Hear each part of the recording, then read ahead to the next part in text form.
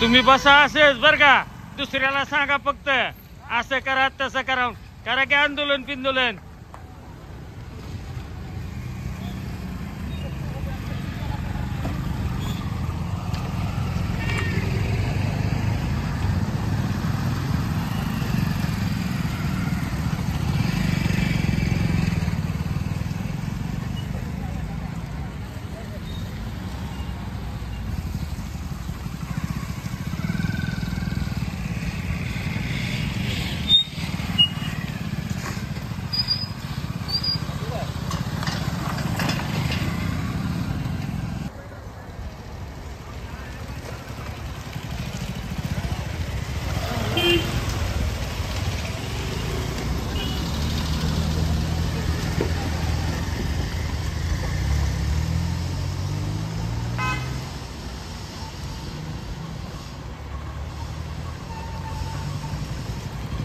वैराग ते माढा राज्यमार्गावरील रस्ता अखेर अण्णा ग्रुपच्या सहभागातून दुरुस्त।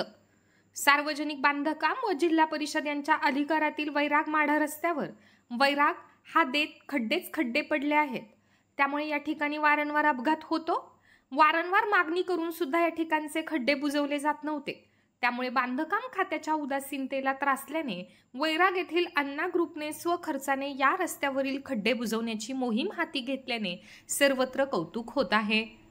खड्ड्यांनी भरलेल्या रस्त्यावर वारंवार अपघात होऊन काहींचे बळी गेलेले असतानाही निष्क्रिय आणि उदासीन सार्वजनिक बांधकाम खाते दखल घेत नसल्यामुळे अखेर वैतागलेल्या ग्रामस्थांच्या सहभागातून येथील अण्णा ग्रुपचे अध्यक्ष वैजनाथ आदमाने व मेजर जगन्नाथ आदमने यांच्या पुढाकारातून रविवारी या रस्त्यावर मुरुम व खडी टाकून रस्ते दुरुस्तीचे काम चालू आहे।